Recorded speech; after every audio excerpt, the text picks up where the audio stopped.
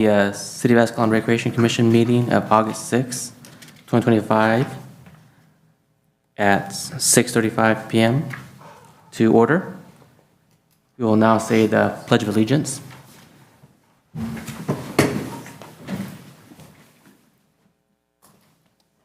pledge allegiance to the flag of the United States of America and to the republic which stands, one nation, under God, indivisible, with liberty and justice for all.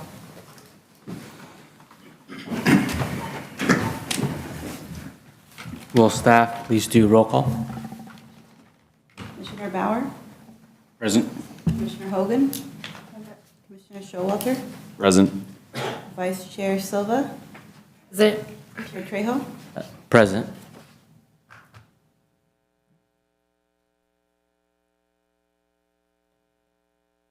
We will move on to our consent calendar, which is approve the minutes from the Recreation Commission regular meeting of April 2nd of 2025. Is there any corrections the commissioners that would like to make to the minutes? Or does anybody need time to review it?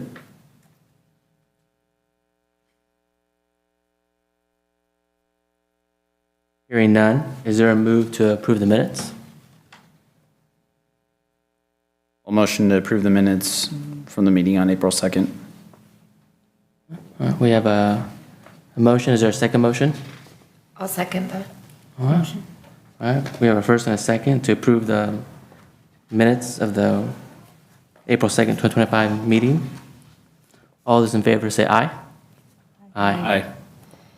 With that said, the meeting minutes are approved.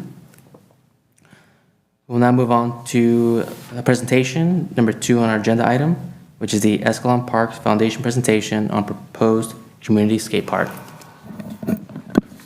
Good evening, Commissioners. I'm Jeff Leggero. I'm the current president of the Escalon Parks Foundation, and kind of excited to be here that we actually get to have this conversation because of where we are with our fundraising and where we are with the proposed skate park. So I met with Jay Lynn. He thought it would be a good idea to meet with you all and answer any questions that you might have and give you a brief look at what we've been doing and what we are hoping to do here with the break ground date of December 1st. So you should have a copy of the design of the skate park. That was done with Dreamland. That's the builder that we have chosen to go with. We put it out to 3 different builders. Dreamland was the one that won that process, primarily because they would allow us to work with our own local vendors and bring in our own concrete people, rebar people, and get donations for materials. So that would hopefully help to reduce the overall cost of the park. So would you like a history of the Escalon Parks Foundation? Okay, so I was elected to City Council in 2008, and that's when the Great Recession started. And so one of the things when I was talking with people is they wanted a skate park. You could go back to about 1989. There was a community meeting back in 1989 about a skate park. Nothing was ever done. Money was never raised. Recreation funds were never there to do it. So I get on council in 2008. Henry Hessling is our city manager about 2011. And we had kind of collapsed in on ourselves to make sure that we could provide services for the community. But there was this rec need, the skate park need. So Henry had come up with the idea of creating the Escalon Parks Foundation. The Escalon Parks Foundation came into being about 2011 with the primary goal was the initial project was going to be to build a skate park. So the Escalon Parks Foundation has been functioning since about 2011. 2011, 12, 13, we were partnered with the city. The big fundraiser was the fireworks booth to try and raise funds. It was primarily the rec, Escalon Rec, and the Park Foundation. We provided staff, and the city provided staff to staff the fireworks booth, and then we would split the proceeds from it. About 2013, I think it was, I believe it was John Abreu at the time, he was having to pay city staff to staff the fireworks booth. So whatever they were making was being eaten up in overtime pay and other costs. So they basically offered the fireworks booth to the Park Foundation to just, you guys run it, you staff it, and it's yours. So since about 2013, we've been running the fireworks booth, and the fireworks booth has been our number one, fundraiser. We raise about $10,000 a year off of the fireworks booth. And along the way, we've reached out to Deerdick. We've tried to find grants that were available. We had a grant writer at one point. We had a number of, ideas for fundraisers that just weren't generating, the kind of money that we would need to build the entire park. And the cost of the entire park ran anywhere from $350,000 to over $500,000 to do this design that you have in front of you. So we could not generate grants because the median income in the city was too high. We were looking for donors, and nobody was really interested in dropping that kind of money for a skate park.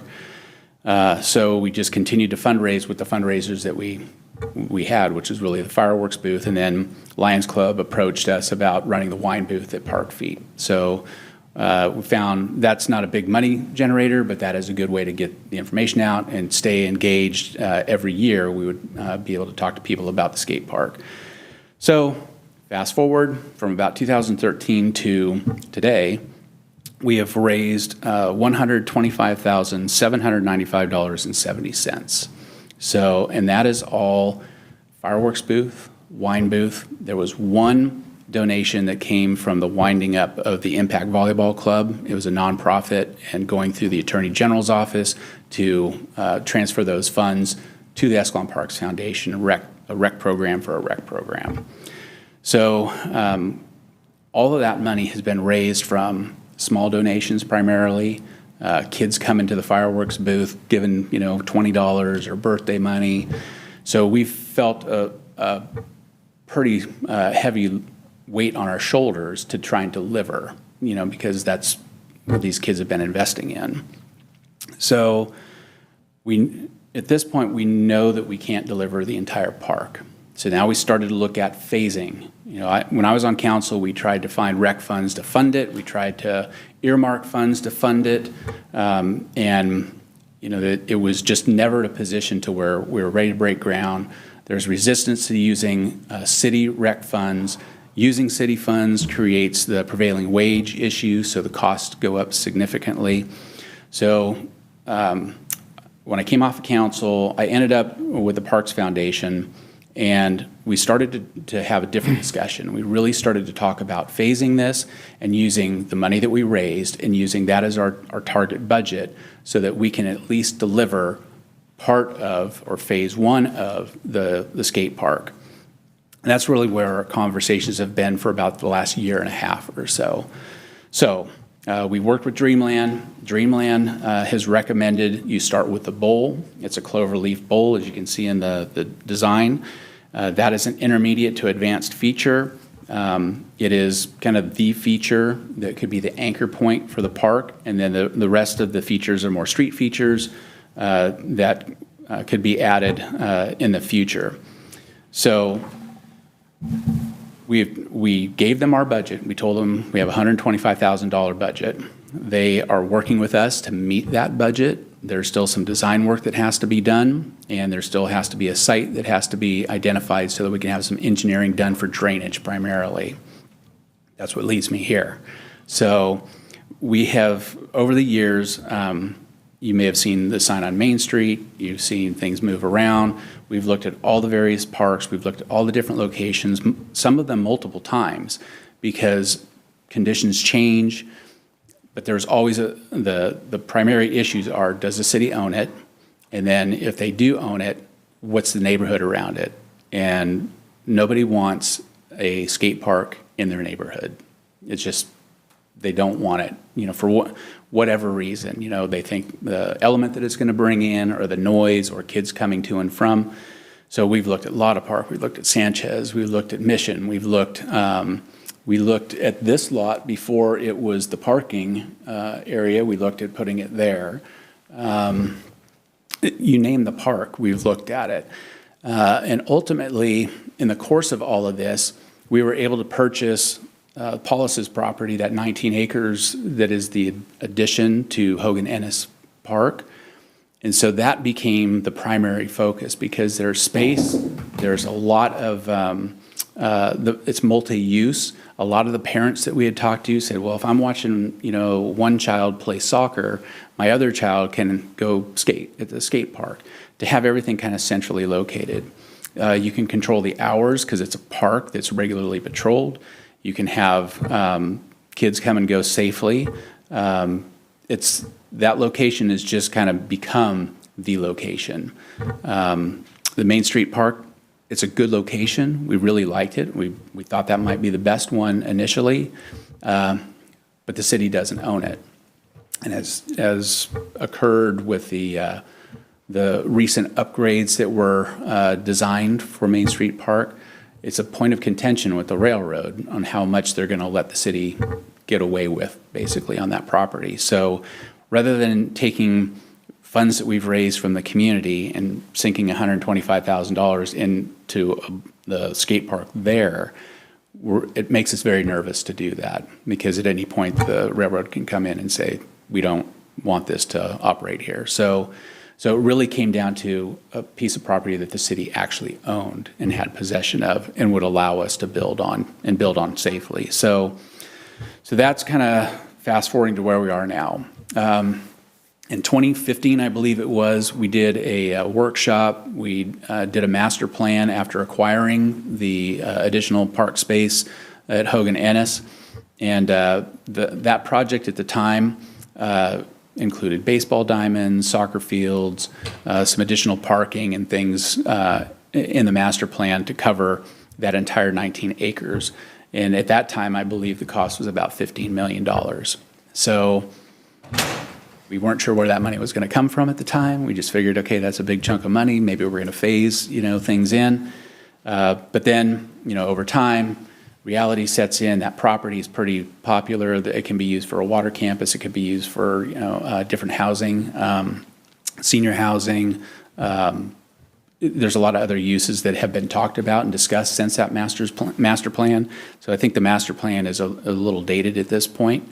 But in the master plan, where that overflow parking is just to the north of the feed store, that's where we were originally placed. So we were up towards Escalon Belota Road, and it was a 100 by 100 footprint right there on that north side of the feed store.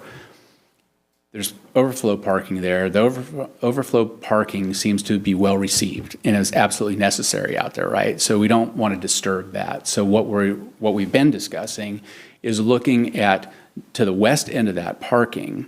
It'll be west of the equipment shed, and it'll be north of, I think that's still a T-ball field there, and kind of centrally locating it right there. There's discussion about additional soccer fields that would be around it. It's easy to patrol, having been a police officer, the drive-by, up the additional parking there. During the park hours, there's usually people that are at the park, families at the park.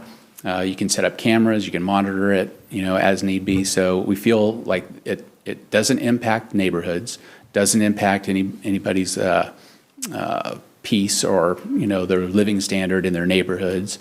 You have kids that are already there frequenting the park. And you also have the opportunity to create a sports park. I worked in the city of Pleasanton, and they have a central sports park that has been built out over years. And everything is kind of centrally located there. So it seems to be a very good location. It mitigates a lot of the issues that have arisen around skate parks and, putting them in a neighborhood park. So I think our hope is that we just slide the park on that master plan. We just slide it to the west, to the end of that overflow parking, and that becomes the place that we want to start digging. We have a tentative start date of December 1st with Dreamland, based on the money that we raised to this point. So if you have any questions or concerns, I'm more than happy to answer them. Yeah, I got a couple questions. Yes, sir. So if we're looking at, I'm assuming that the drawing you gave us, you have an area that's kind of highlighted. That's the area, right? Your spot with the bowl right there that you're looking at Yes. doing. And you're describing this kind of like phase one, put this in for now, and then with the rest of this drawing here, do that at a later time. What are you looking at in terms of that later time being in terms of the rest of the cost to do it, and when you would be able to fundraise for the rest of the amount?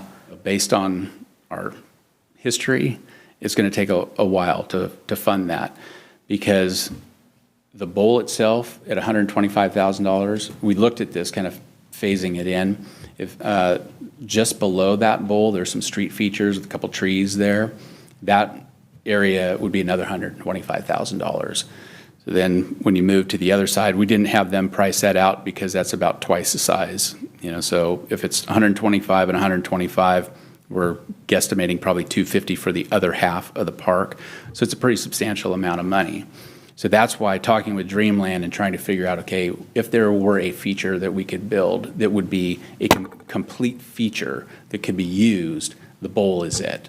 We're hoping that we can do a little bit more the decking with P&L, hopefully providing concrete and giving us some assistance with the concrete. We've got a rebar provider, so that $125,000 is based on if we get no money, no additional donations, no donations of materials. So we're hoping that we can do a little bit more. But yeah, that's, being realistic with it, the bowl is the one feature that we could put together that would at least be a standalone feature until the rest of it could get built. That could be part of the thinking with phasing it too, is if the bowl becomes used and a lot of people like that and want to expand the park, then that could be up to the city to decide if they want to use rec funds. If you have another subdivision come in that fills the coffers, you could use that money to start building other phases of it as well. But the Parks Foundation is designed to continue on and continue fundraising. So, and we don't know, once we have shovels in the ground, maybe we're going to have a big donor come in and say, hey, I think this is great, let's put some money into it. So very speculative, but that's why we're trying to be realistic about what we have, what we can build with it, and that it could actually be a functional skate park. Thank you. Thank you. And then in terms of dimensions, what is the dimensions you have here, and also what is the capacity? Does this allow for 3 or 4 kids to play at a time, 10 or 12? Yeah, capacity, I don't have an answer for that. It's more than 3 to 4. It's about an 1,800 square foot bowl. Mm-hmm. So the black line around it is to kind of show the 2-foot decks that are around the bowl that is included in that $125,000. So I don't have a number for you, the number of people that could use it at the same time, but it's a pretty significant size bowl. Yeah.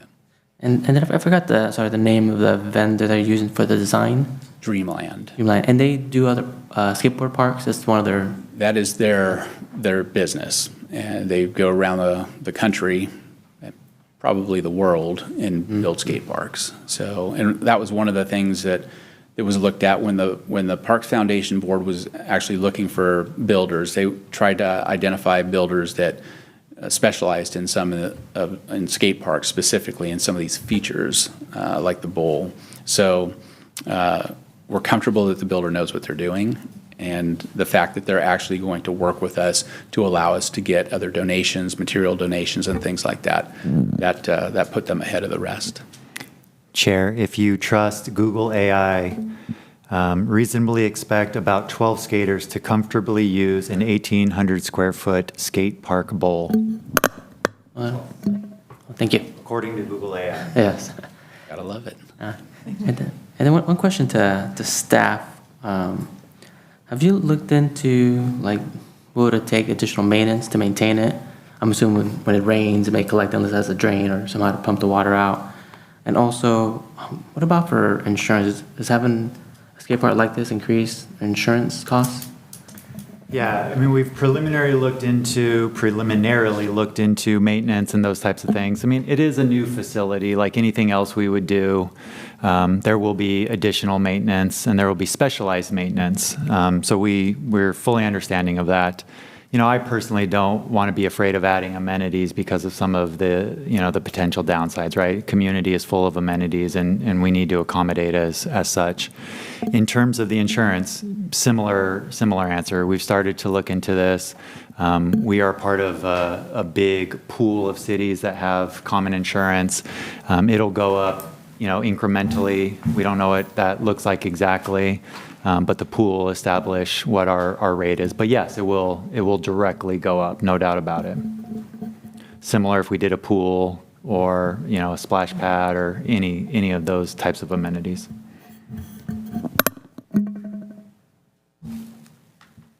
With the downtown Main Street Park location, is it just a certain amount off of the railroad tracks that they own, or do they have? It's their park. Yeah, I don't think I ever fully understood that. yeah, we had, at one point, they offered to sell it, and by the time the negotiations were done, it went from, we hoped to get it for $150,000 to like $450,000. So and at the time, too, when we were raising money for the park, there was also a thought that we would raise money to buy additional park space, you know, and as it's proven out, that would be a deal breaker. So centrally located, and I think about how when kids are going to patron the skate park, they're probably going to skate there, right? Like that's part of the fun, and that's so close to so many homes, and probably bring business to downtown. But I also see if they're not going to work with us. Just to add to that conversation, as Jeff mentioned, the city recently proposed some improvements to Main Street Park, and it was met with, you know, different viewpoints on if those were desired or not. But we learned a couple things during that process. One thing we already knew, and just to elaborate on, as Jeff mentioned, that is their park. That is their right-of-way. They have allowed the city's use of that right-of-way for these many years. In '93, I believe it was, we actually entered into a formal lease with them. It's kind of gone back and forth. They wanted to increase the lease rate, but now we are paying a nominal amount. Started at $25, it's gone up incrementally. It's like 50-something dollars a year now, very nominal. When we were doing the improvements, when we were looking at the improvements in Main Street, we reached out to them, we connected with them. They basically said, hey, if you do any improvements, we really need to get this lease to market rate. Market rate's like $30,000. So that would be a significant increase for the city. And so we sort of backed away. You know, they said, okay, we'll leave it alone, so that we didn't incur that cost. And so not only could, if we put in an improvement, they sort of take that away, which I don't know the chance that actually happens, but there's a chance because we don't own the property. But any of this level of improvement would probably necessitate them to kind of re-up that lease, which would be very impactful. But we did when we kind of had this conversation 4 months ago, 6 months ago, I don't know, sometime. We very much looked at the site, and that was around the time when we were doing the Main Street Park improvements. And again, there was a lot of pushback against some improvements in Main Street Park because of the various events that are held there and what the new improvements would impact, how the new improvements would impact those events. So not an easy situation for sure. We've definitely looked at it. It's not seeming like the most logical site at this point, but you know, things change over time. Thank you. The drainage is one of the most significant components of a bowl. So that's one of the things that they're most concerned about. And the engineering design and the architecture of it, that's a big focus of it. So Dreamland is going to work on that to make sure that there's good drainage there. One of the other things I want to add to just about the Park Foundation, we were established as a nonprofit organization. So we have reporting requirements every year. So we have to report to the Attorney General's Registry of Charitable Trusts So every year, we've got to report to them, and if there's any, we give them a profit loss statement, and we have to present information to them, so we have oversight from the Attorney General's office. We also have to provide documentation to the state, who our officers are. There's a number of requirements for nonprofits, so we're an actual 501c3 organization that's been established. So, and we've been since 2011. We work with the city attorney to establish it, and the city attorney at that time to establish it and to make sure that we were in compliance with everything. And so we have a CPA on the board that handles the finances. I don't know if you're aware who's on the board, but it's me, my wife Irene Legero, Gracie Marks, who's been on it since the beginning with my wife Irene, Mike Sipes, former Mayor Dave Bellinger, and Debbie Merkin, and Tom Murphy. And Tom Murphy is our CPA. So those should be familiar names to you all. They've been in the community doing a lot of community events and community fundraising and just about every volunteer thing you can think of. So it's been kind of a labor of love for all of them, especially the ones that have been on since 2011 to get us to this point. So I think that it's a very representative body of the city and what we're trying to deliver to the city as well. A while ago, there was, maybe even 2 years ago, there was a proposal for the revamping of that park space. Was this included in that PDF that had gone out? It had shown like additional fields, and I don't remember seeing this as part of it. I don't specifically recall what was sent out. If it was the master plan, yes, the master plan did include the skate park. And as Jeff mentioned, the master plan was proposed in the area along Escalon Balota where the overflow parking is. And so the current thinking, I guess, would be, or a current thought would be to move it to the west, just on the west side of the overflow parking there. A thought as well for like additional like restrooms and stuff and things that come with having more. I mean, it's been years, but it's in its infancy right now because this is now actually moving forward.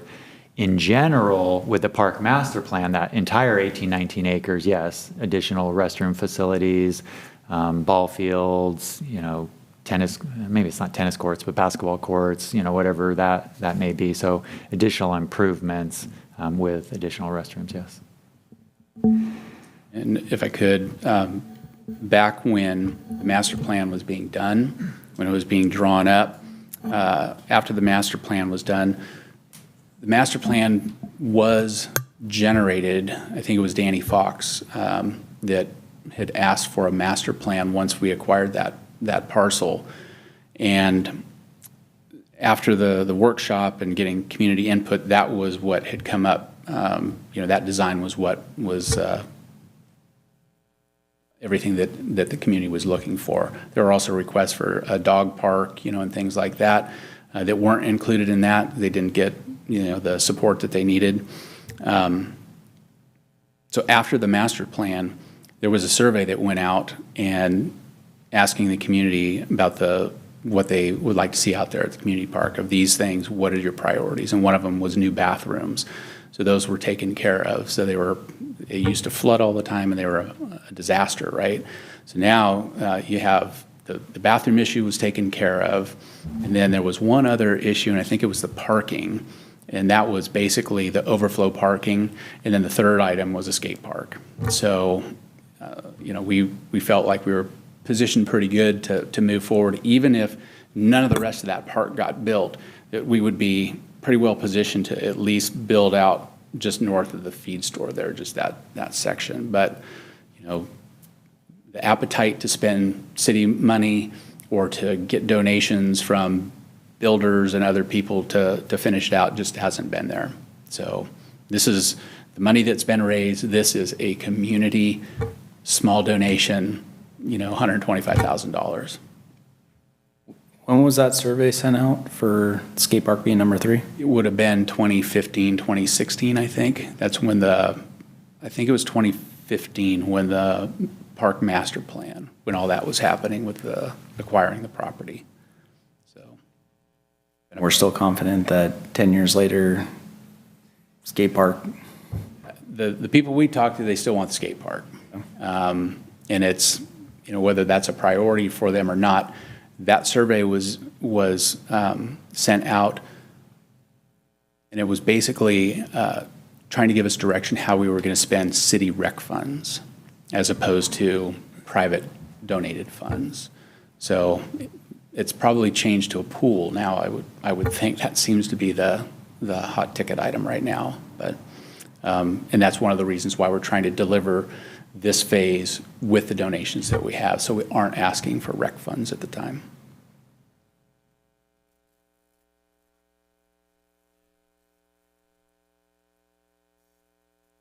Are there any other questions or comments from the commissioners?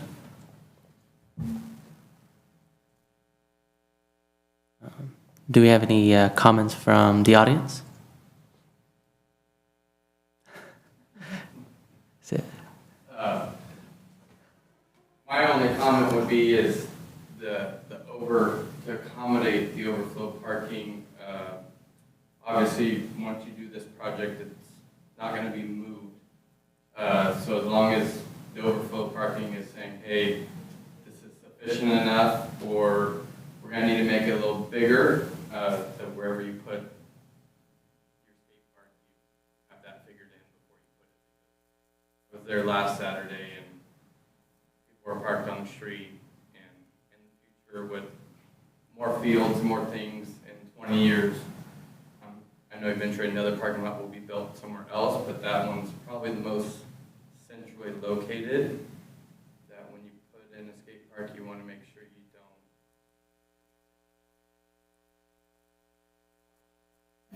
don't. And that's good. That's good feedback. If you do put that bowl in, right, you want to put it west enough to that way it doesn't restrict you from the parking. Especially as we're seeing registration is still increasing in all sports. There's just more and more parents and folks coming to the community center.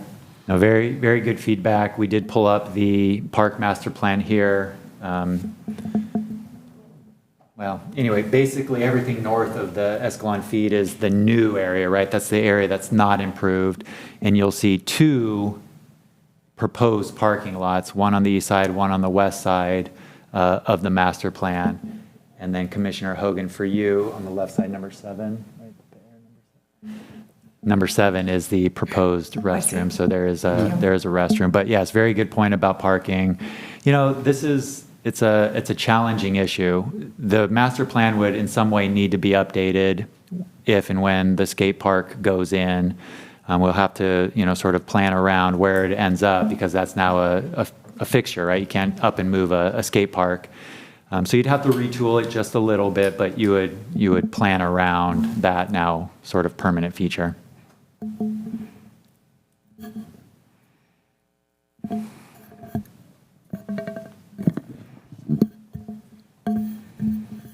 Don't be shy. Just do it. So, but then you're planning around, so then this limits the skate park. It's limited to a bowl. There's not gonna be growth on it then.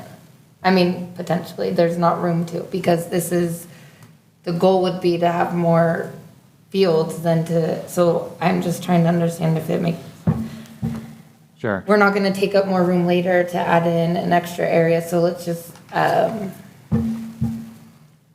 trying to get that. Yeah, so the entire park, skate park that you see in front of you is 100 by 100. And so if the bowl is put in, that'll take up whatever portion of that, a quarter roughly, let's call it, of that 100 by 100. Got it, the rest is there? Yeah, we could, right? The council could, or anyone could. We just kind of mark off that 100 by 100, its future, skate park expansion area, and then if new things get put in, they just get put in outside of that 100 by 100 future expansion area. Okay. I would say the contractor they used to design this master plan Is he still on the contract for the city, or you still have him on Oh. container? I don't even remember who it was. No, it's definitely not, I mean, this was 2016. Okay. Odell Engineering, no, they completed their contract and they've moved on. If we needed to update it, we could get another RFP out, just get another contractor in to either update this one or create a new one or whatever. Yeah, the only reason I bring that up is when I just think about, whether you're doing a water master plan or anything similar, as you start adding capacity needs or changes, you almost update the plan with it to understand how, as you pull one, how's that tug to the rest. And that would be something I would think would be needed, is if you do want to put that in, it gives an opportunity for somebody who is a designer of, I don't know if it was a landscape designer who did this, but they really get give you a different perspective where maybe it's a better place to put it. Especially if you put it in a spot, and now that kind of makes it awkward for a certain baseball field, where now you're just short just by 10 feet to be the right dimensions. And then we say, right, well, hindsight's 20/20. But it might not be if we have somebody who does master plans and can verify that this design, along with potentially a second phase, would fit here nicely. And that's how we can just ensure that the location being chosen does make sense. Because you could be where you just do the bowl and now that's it. You don't have any space for anything else. But we've been now collecting funds for the second phase of the skate park. Yeah. I agree with that, and a pretty decent segue into something I was going to mention anyway. Jeff, gracious enough to come and important for us to present to the Rec Commission, right? This is very much in your bailiwick here. A presentation will be made to the council on August 18th at the next council meeting. And we plan right now to have some sort of item before the council after the presentation to start discussing or select a site. But there's a lot of questions associated with what you just said, right? Is Main Street, do we want to try to make that work? A different location? Is Hogan the right spot? Is that place in Hogan the right spot? So there is some deliberation that the council will have to kind of get into here. Yeah, and I think too, it's also fair to the council to visually see it, because otherwise we're looking at the image and seeing this and seeing it on Google Maps and trying to make it fit using our imagination, where we could just superimpose this even over this existing drawing. You could superimpose it to see how it would fit, and that just gives the council at least a chance to really visualize it and the size of it.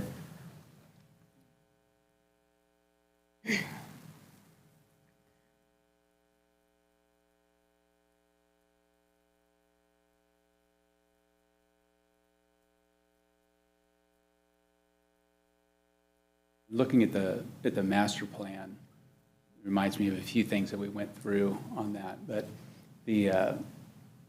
I think it was about $22,000 to do that master plan. I think that's what was paid. It was a pretty significant undertaking at the time. And there wasn't a plan to phase in any of that for a $15+ million project too. So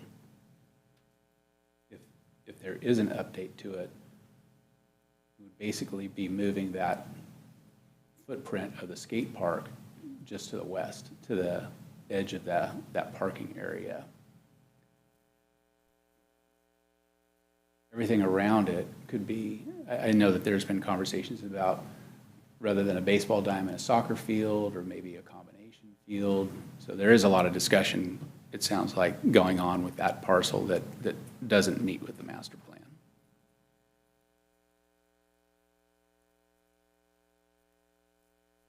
I can offer that we have the money to put the skate park in. Yes. Yes. So if that wants to be phase one, we can certainly do that. Any other questions or comments from either staff or the commissioners? Thank you. Appreciate it. Thanks for the time. Yes. Thank you, Jeff. Appreciate it. Yeah, if there's Same any with other you. questions, happy to answer them. All right, thank you. Good night. Thank you. With that, we'll move on to staff communications. Agenda item number 3, monthly recreation update, April 2025, May 2025, and June 25, and July 2025. So items 3 and 4, which I guess maybe in your packet are 2 and 3 because of the ad of the presentation. They're there for your review. If you have any questions, comments, I don't know if we need to go over those in detail. One, they're old, and two, we have some other items that will discuss some of the issues. And as is now our practice, we are putting in the monthly communication logs, just so the commission is fully aware of any of the comments, concerns, questions that we receive.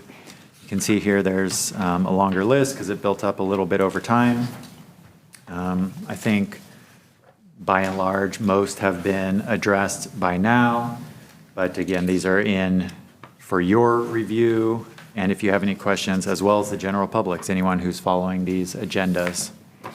So maybe I'll just pause on 3 and 4, see if there's any questions, thoughts you want to share.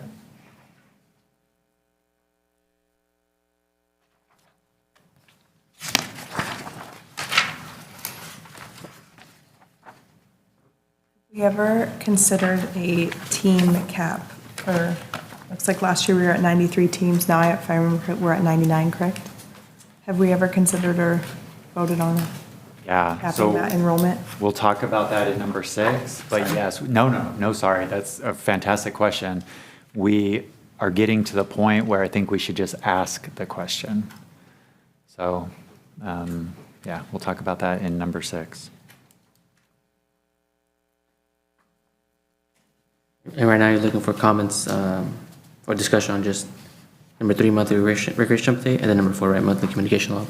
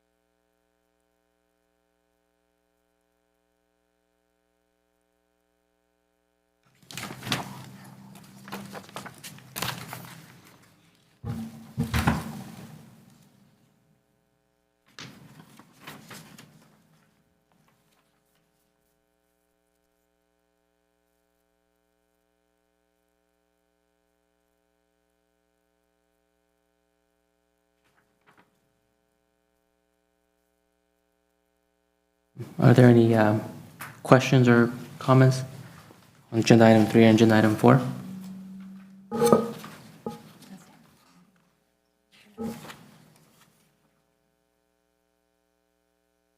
I'm reading this right on 4. We had T-ballers playing double headers.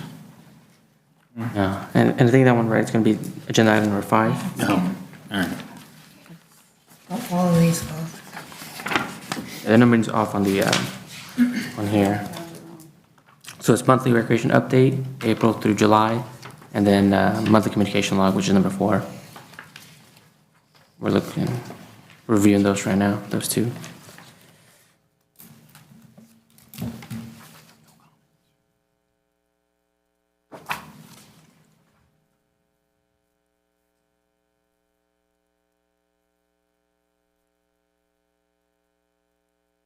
Feel free if, nothing jumps out at you now, you have them. If you have any questions, thoughts, concerns, again, please feel free to let us know.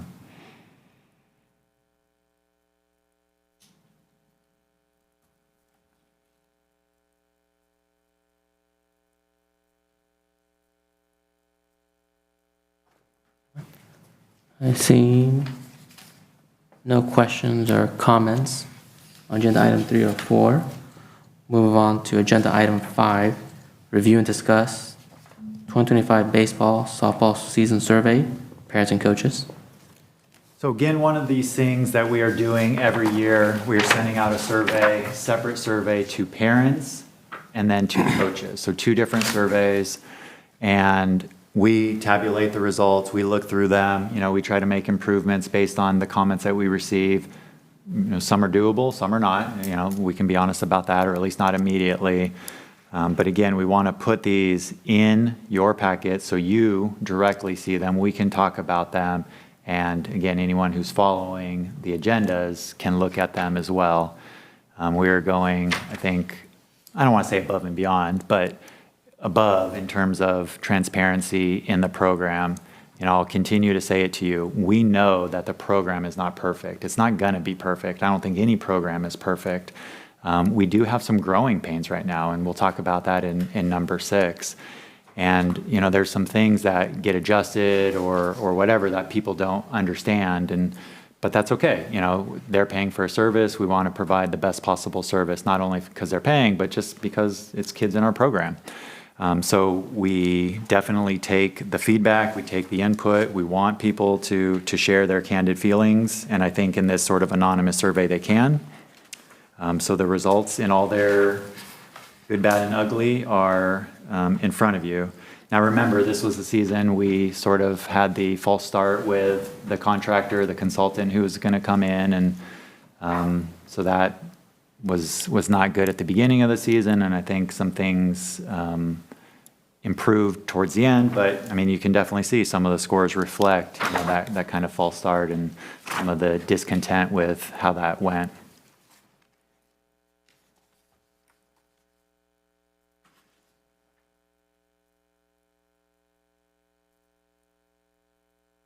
And Commissioner Bauer, you had a question? I was just reading, it said T-ballers did double headers. Yeah, I think they had one. That's kind of brutal for little guys to be out there and their parents. So what's the plan? I know we talked about possibly getting like a board member, like a volunteer board member together for T-ball that might represent us with different places. Have we ever really looked into that anymore? Because I think that could be beneficial, and baseball's around the corner. Yeah, it does seem like around the corner. We have looked at various things. I'll let you jump in when you want here. There's been an exploration of potentially going to the Little League program. And as part of that, I think they require a board. Correct. And so, Commissioner Hogan, maybe I'll turn it over to you. Reached out to the National Little League organization to try, but with everyone's permission, we voted on it, right, to proceed and find out about establishing a charter here. That way we could have Little League, a board, a nonprofit. You could also fundraise.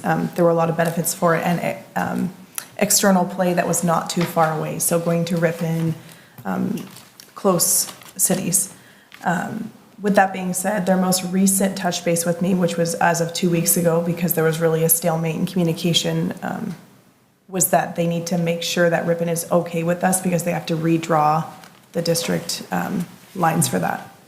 And so if they give the green light, which one of the connections I had was actually through Ripon, then we can go ahead and explore that further and start the process of establishing a charter here, getting a board together, and having an organization that would back us throughout the way and have all the articles of the nonprofit articles, et cetera, all ready for us, which is a huge help when you're starting a process like this. It obviously wouldn't move forward without a vote and without bringing it to all of the organizations it's required, but I just wanted to put out there that's the most recent update.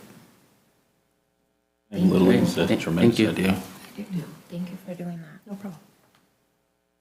One thing they might say is, I don't know if we've checked into field sizes. I know they have some qualifications that if you want to have a charter for Little League, you need to have so many fields and so many sizes and so many. So I don't know if that's something we can get ahead of. So when we get to that point, if we could work with the city and put a couple like Little League fields in different parks In or other something. places. But that's, I know that is one of their criterias.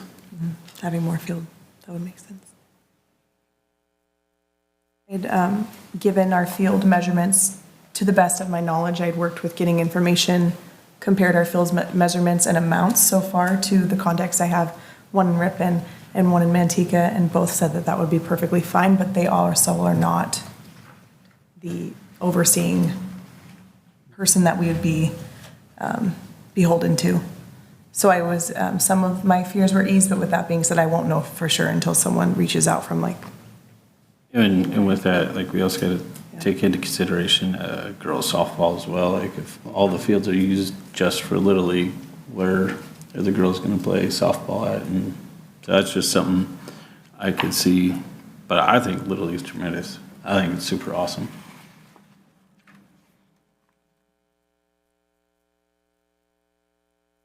Want to address the doubleheaders?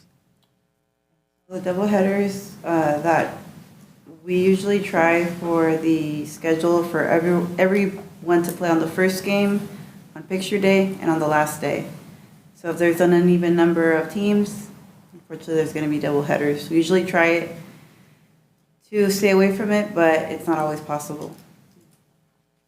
I think maybe with T-ball, we could reach out to the T-ball coaches too and ask, like, do you really want to play a doubleheader that day with your two teams and who you're scheduled to play? Or maybe you can reschedule a game during the week and they can, get together instead of playing two on that Saturday. And that's what a lot of coaches did. Okay. I think this is a really classic example of some of the comments that we receive. You make a decision like that, not everyone is going to be on one side or the other. So you go one way and you're going to get some comments on the other side. You go the other way, you're going to get some comments on the other side. We try as best we can to go with sort of the prevailing notion at the time. And the prevailing notion at the time has been, kind of play first day, last day. And, double headers hadn't been as big a deal just because, they're young. They have lots of energy.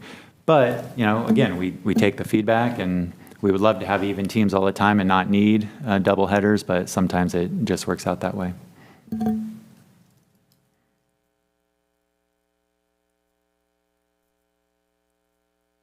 When looking at the survey, one of the themes they have here in terms of comments is the equipment, and I think the comments that they have here it's fair.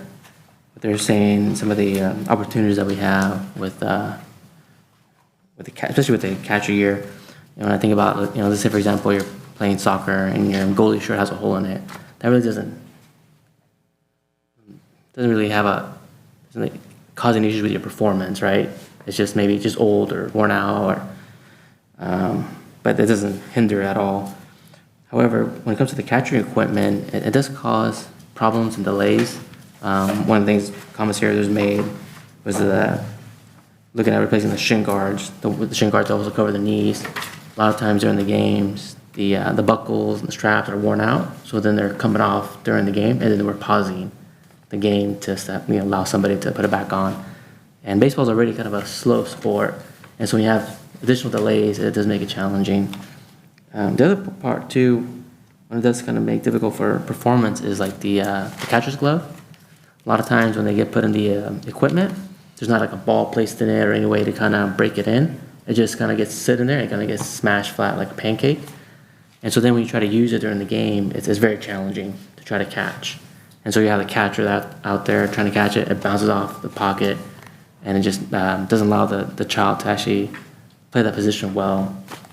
And with our rules, and at least with minor boys, it's not too critical if you don't have the best equipment for catching.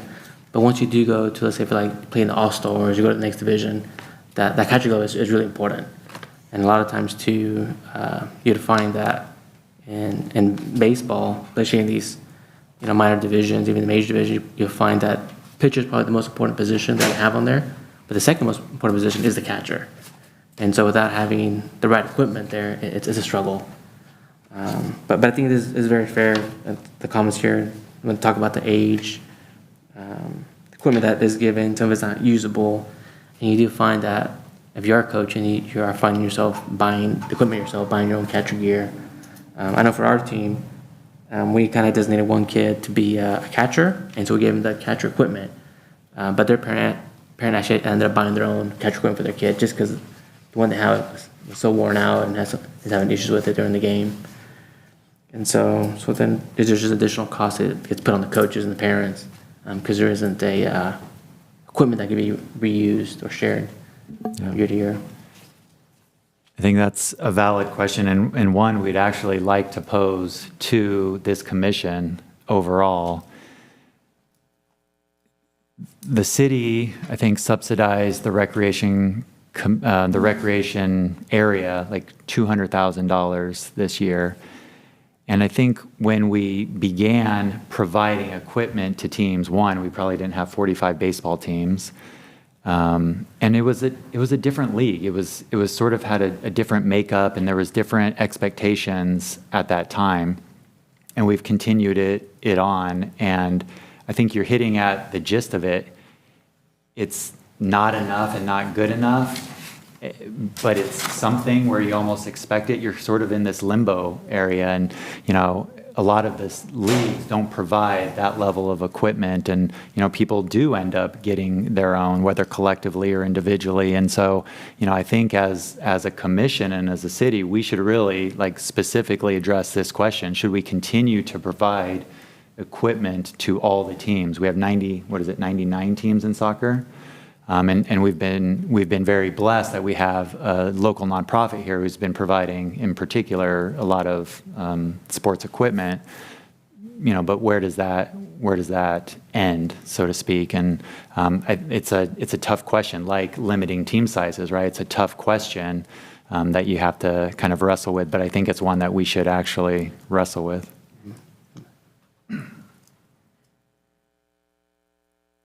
Not tonight. Future time. But you can share your opinions. I think the used equipment one we did, donation thing that we did last year, I think that's huge because I know a ton of people that have old equipment they've grown out of. So we keep doing that. You can start supplement, mixing in catcher's gear and things like that. And we did get a lot of donations. It was awesome. We had a number of kids that came in, dropped off their own cleats, and then got new cleats, right? And they were happy. You would have thought those things were new. But specialized equipment like catcher's gear, it's not something that we're going to get very often, unfortunately. And I think, as Jalen mentioned, I think that's something that, as a commission, we kind of, we do want to touch on the subject eventually. If you all want, as a commission and community members, that the recreation program subsidizes, new equipment, or if it supplements equipment to introduce players to the game, right? My daughter, just as an example, this is her third year playing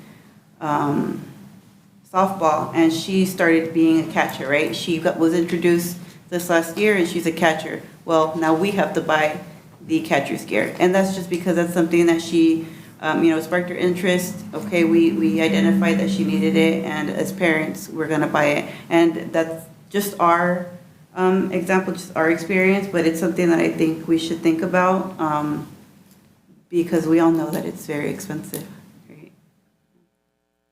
I think you're right. I think at a certain point you shouldn't give it to everybody because there's no point. But I think if you had maybe some, you kept in the back in case, once in a great while you really need it. Okay, well, yeah, here's this. But other than that, I think at a certain age group they should be able to buy their own gear, like catcher's gear. And of course, the equipment that we provide for the rec department, it's not going to be the best equipment, with the limited budget. It's going to be basic equipment. It's not going to be $500 bats or, $500 catcher's gear. And that's not always the best, unfortunately. I think instead of spending money on that, you could add another hitting tunnel out there and let the kids and coaches utilize that better instead of spending that money on a set of catcher's gear. I think that also brings up too, when you look at what's the actual cost to run the program, and do our fees, reflect that. I know historically we always try to keep our fees down, but that's one thing always to consider as we are very conservative with our rate increases. There is also a bad part of it, right? A consequence of that, and that's something we have to decide as a community. Are we okay with that, accepting that? Because if we're saying we're not happy about the catcher equipment being good, but then on second, then we can't complain next season the prices being too expensive. We can't complain both. We need to choose what we don't want out of those two. But you're not going to get both. Yeah, that'll absolutely be at the heart of a lot of what we do. I mean, you saw with the consultant last year and the kind of push for more competitiveness. And, you know, there were some who were on the other side like, no, I just want my kid to be on a team and to play sports and not worry about competition, right? And so it is very much, what do we want this program to be? Expensive and well-equipped and, you know, optimally run and all of that, or, you know, really an outlet for kids to play sports and be on teams and lower pressure, which comes with some of the, you know, but there's this push and pull, and sometimes people want it one way and sometimes people want it the other way, and some people want it one way and some people want it the other way. So we'll, you know, continue to struggle with how we define and how we implement that vision. I think your Little League is your best option because you're going to get the kids that want to play at a really high level because they'll come and become on the all-star games, try and go to Williamsport, and they'll have to play in a certain amount of games. But the Little League board would have to be very, like on draft night, it'd be super important because you wouldn't want 4 or 5 kids that play travel ball all on one team. That's how you water down the competition. Then you could also put like a rule, like if you have a travel ball kid pitching, another travel ball kid's got to pitch against them. And if they're not, none of them pitch. I think that's how some of the other Little Leagues work it around there. So I think the Little League thing's how you balance the two.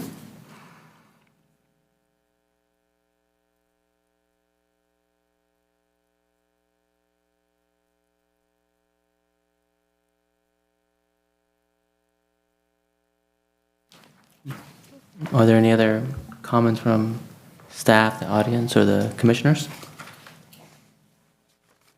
You know when we would hear anything back about the Little League to like start moving forward with that, or is there?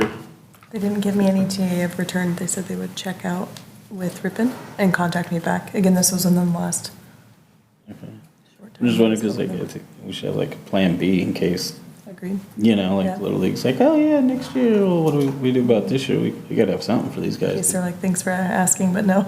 Yeah. Yeah. So that's just my thoughts.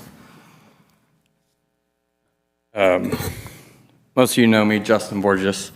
I was here a lot last year during all the baseball meetings and everything with rec.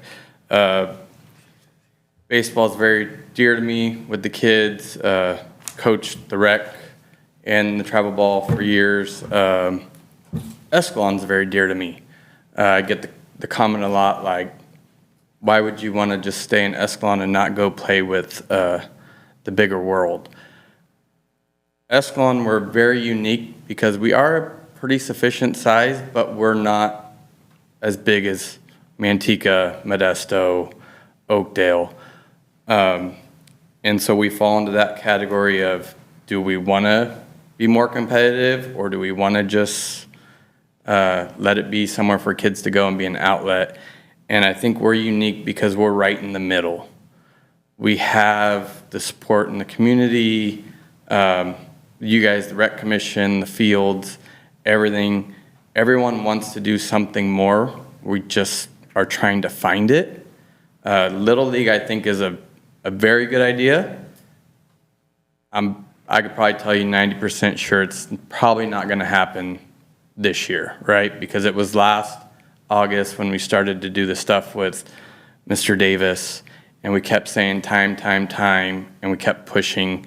So Little League, I would say we need to work that way, but let's come up with the plan for this year that we feel can start to lead us in that direction to Little League. So as a rec commission board, or if you end up starting a baseball, softball commission board, start to look into the Little League rules that we can start to implement, so that way the change in a year or two, if we get accepted, won't be so dramatic. And with that, also, we have to keep encouraging the coaches. We need some more of the coaches clinics. The kid clinic we did last year was a good thing. It could be cleaned up. but a simple little clinic like that will be another good thing. And the hardest thing for the next couple years is almost every level is starting down. And so we need to start building so that when that T-baller is 9, 10 going into minors, he's ready for it. And right now, nobody's ready for their level. And so that's why it's really hard to say, hey, we're going to do this. And then we're still getting a lot of complaints and a lot of upset people. And we're getting that talk between competitive and rec, which in my opinion, with Escalon, we don't need a division between that. Is we need more coaches who are reinsured through a coach's camps, simple meeting, 2 meetings with someone from the outside to insure them. Because we got to remember, like, T-ballers, all they need to learn is which way's first base and how to throw the ball, right? Like, we don't need to teach them to turn double plays. We're not working pop flies with them yet, you know.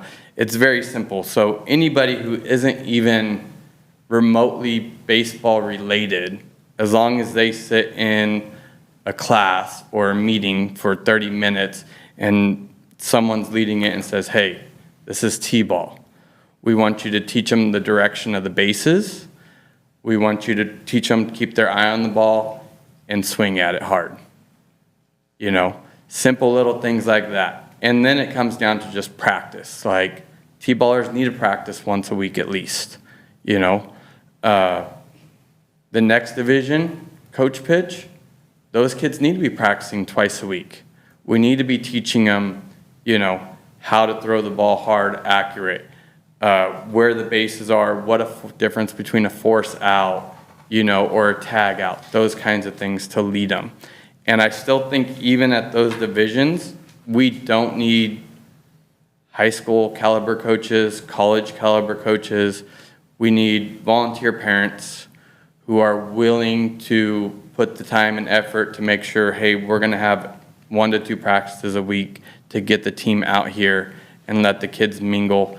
And then somebody to almost give them a guideline of this is what you need to be working. And baseball is by far the hardest sport to play in any of the rec sports just because it's so fine motor skilled, you know. Soccer, you kick the ball, might not go the direction you really wanted it to go, but you kicked it and you can make something happen with it. Baseball, if you can't throw it or catch it or hit it, it becomes very difficult. And so I think we need to push more into the coaches clinic and more into those things so that even when we get to the Little League, if we get there, we still need those volunteer coaches.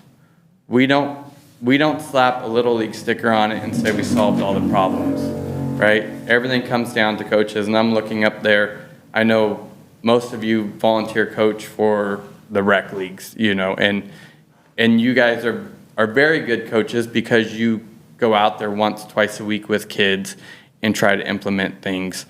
And I think we got to support our coaches more and make sure that we're reinsuring our coaches to get out there, especially for baseball and all the sports, and keep working in that direction. I know I read some of the comments about not having enough practice fields and stuff. Pretty much after the first week, you know everybody's schedule. Everyone gets 1 guaranteed practice on a field, and then after that, whatever you can come up with is fine. 2 years ago, I used to do 1 practice on the field on my designated time, and I had a day at El Portel that we were out there every week, and people knew we were there, so no one ever came. And then once we put the batting cage up, which was a great idea, we had 1 practice on the field, and then on Fridays, you're not allowed on the field, but we were allowed in the batting cage, and we had a group in the batting cage. We had a group outside on the grass just with sock nets, things for kids to do. And I think coaches are not using their time wisely, and not by purpose, just they don't have a direction or a concept that, another coach's camp at the beginning of the season, if we can get somebody in here who can really kind of give them a guideline to follow, we'll start to improve our competitiveness, and then that will grow into wherever we end up. If we don't end up in Little League and we go back to Oakdale or Belpassy, we're going to be able to compete. And if we go into Little League will, like Mr. Bauer said, will keep kids at least till they're 12, because that's the big push for the Little League World Series. And that's one thing I have noticed. We get a lot of young Ripon kids, and then as soon as they start getting to that 10, 11, 12 age, they go back to Ripon, because Ripon does do a very good job with coaches and being in that category. So I think Little League, great. We do need a plan for this year, because I just don't see it all happening that fast, especially with, the board only gets to meet once a month, and you start talking about creating lots of paperwork and things to get written out, their process and everything. So there's that and that. And then as far as gear goes, I think as a city, we do need to maintain it to a certain degree. Having the 3 batting helmets in the bag and a couple bats, most kids are going to have their own. And most kids that don't have their own have a friend on the team that let them borrow their bat. Catcher's gear is important. The T-ball bags come with catcher's gear. T-ballers do not ever play with the catcher. They do not need a catcher. That's just dangerous to have a kid standing 3 feet behind a 4 or 5-year-old holding a metal bat. So like those, you don't have to worry about. The older teams become less teams. I do think it is a quality and a standard of us being Escalon and taking care of it to make sure that we are going through them. And if one is getting pretty ragged, maybe someone could slip down to Play It Again Sports and picked up a gently used one to replace the one. I wouldn't say it's something that, hey, we need to go through and put all brand new ones in there, because that's not what that's about. Most kids will, if they fall into the catcher's role as you get older, you tend to go out and get your own, because it's something you're committed to and you want the extra fit. So with that, the rec has been going in, I feel, the right direction for the last year or so. The things happening with soccer right now, I'm coaching soccer. I think it's great to see an extra field. I know you guys, there's already been some pushback. Some people are a little upset that they're not playing at the Hogan Park. They're playing somewhere else. But, what are you going to do? You got enrollment up, and you got kids playing, coaches coaching, a lot of good things going there. I think baseball is right there. It just needs a little direction and leadership. And there's no reason why next year and the next years going forward, we have to revisit the conversation of what are we doing, and how are we going to get there. I think you guys have a direction, and just set up a plan to implement to get there and follow it. And then we just can't forget about our number one priority is the coaches. And we got to find someone to just reassure them that they're doing what's right, because that's the hardest thing out there. And like I said, I coach travel ball, and the kids that the only time they picked up the baseball was when they came to practice, you can see it. And it becomes difficult, because as a coach on a competitive league, you want to start practicing 3-4 days a week, and then playing once a week or twice a week. It takes up a lot of parents' times. And parents will do it at the competitive level, but people get tired. And I don't want rec kids to get tired. I don't want coaches to get tired. But they got to be out there on the older levels at least twice a week. And if they're not doing anything, the kids just got to be throwing the ball around. Simple as that. And they're going to get better at baseball just because they're there. So with that, again, you guys are doing a great job with it. Keep pushing in the direction. And I hope we can improve next season off of this last season and going forward from that even more and more. So thank you. Thank you, Justin. Also, thank you for volunteering and coaching out there as well. Much appreciated.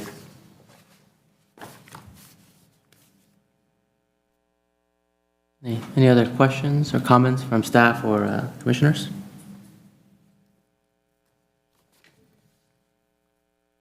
Seeing none, we'll move on to agenda item number 6, soccer update questions. Yeah. So we had hoped to have this meeting prior to the start of, or this discussion prior to the start of the soccer season. Didn't work out in terms of availability. We recognize summer season is hard. But we can talk about it in past tense now. As you have all seen, we did have to make the decision to go to 2 separate fields. Just so you know, we selected Brentwood for a couple different reasons. We did actually reach out to the school district to try to secure the high school first. They informed us that we could not, and then El Portel. We were looking at El Portel, 1, because it's not in a neighborhood, and 2, it has established restroom facilities. Unfortunately, we were not able to rent that facility, and so we did make the choice to go to Brentwood. I had not heard the comment that was shared there. I have heard some positive comments in terms of Brentwood. It's relatively flat and nice grass, and it's been mowed down. It didn't seem like, that I've heard yet, there was parking issues or some of those concerns that we thought we were going to get. We didn't hear any concerns with the portable toilets and those types of things. But again, we welcome any feedback that you have heard, and we encourage you to be out into the community and you know, talk to people and be the kind of conduit or liaison to the city in terms of comments that you have heard. But the bottom line is we have 915 kids in the soccer program. We have 99 teams. We have literally outgrown our established area, Hogan Park. There was too many teams, not enough fields, not enough big fields, and so we had to make the move to go to a separate field. This brings up the question that was raised earlier: do we have a cap of teams? Our number one tenet that we have been operating under is no kid gets left out, right? And so we've been operating under that, and we do not want to leave kids out. And we've seen this progression of growth over the last several years, which is fantastic problem to have. But it comes with some of these issues, and I'm sure there will be complaints about Brentwood and splitting families, right? Someone's going to be, you know, kind of playing at the same time, and they're going to miss or whatever that looks like. But that's the decision that we've made for this year due to the size, and again, we will react. We will get feedback, and we will establish what's the best thing to do for the next season. So maybe just with that kind of overview, you know, we can take any comments or thoughts that you have at this point. I think we all could appreciate that. We don't want to leave any kid behind, where if somebody does want to do a sport, soccer, that we make our efforts to allow them in. But have you discussed maybe the possibility, if we are going to have a cap, to maybe only have that cap for folks who are within this school district, where if this is somebody who's outside the school district and outside city limits, they would then be the potential folks who, I guess, I hate to say left behind, but if there's a cap limit, then they would be the ones that wouldn't be able to enter. We have started to talk about what a cap would look like if we were to implement one. Now, we currently monitor registration, right? We try to make sure that the teams don't get too big. So we've established a max per team, and as coaches sign up, we're letting that number of kids come in. That doesn't, I mean, their residency or where they go to school isn't something that we monitor. That would add another layer to it, and we'd have to kind of explore what that would look like, right? We would, we'd have to explore what that would look like, as, you know, maybe putting everyone on a wait list and then going through it. Would have to be explored.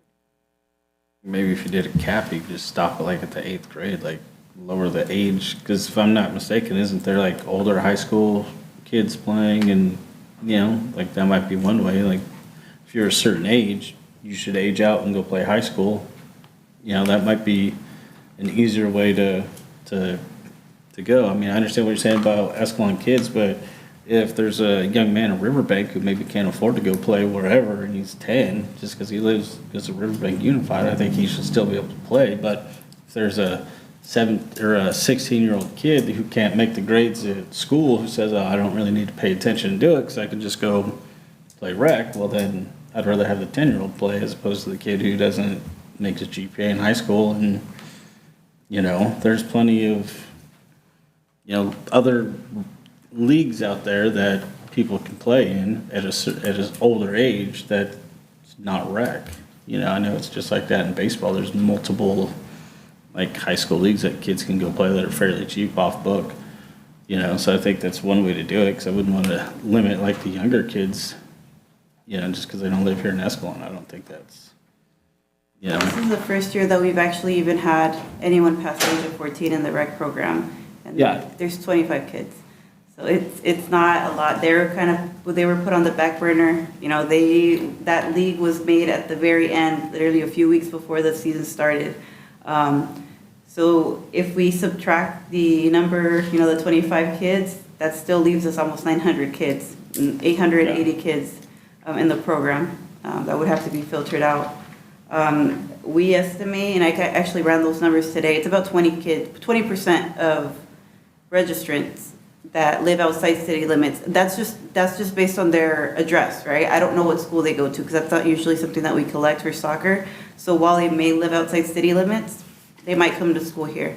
And again, that adds another layer, right? Because now we have to verify that they go to school. So it is a bit tricky. There is currently no way for the system to keep that information. I would love it because then I wouldn't have to go back in and manually, you know, update fees and stuff like that. But there's different ways that it can be done. It just takes some looking into. I mean, as long as you have the coaches, let the kid, like, if you have enough coaches, let them play. Like, you know, I think moving to another park is another great idea, and if it keeps growing, you need another park, use another park. Like, I'd rather have the kids play and do that than the alternative. You know, if there's coaches, parents that are willing to volunteer and play, let them play. But I think, like, you know, the 25 kids, I would, you know, there's word will get out on that one that, oh, we could just go play over here. Next thing you know, I've seen it, you're going to have a ton of older kids that you're out here. Just something to think about. Sure. And just so, you know, Yvette was reacting to input we had received. You know, there's limited opportunities for the older kids who can't make the sports teams at their schools. And so we did explore the older kids. We originally intended for them perhaps to go to MYSA. That didn't materialize for a couple of different reasons. And so now they're here using our facility. So again, it's input, reaction, change, and then again, reaction, right? So that's what we're doing.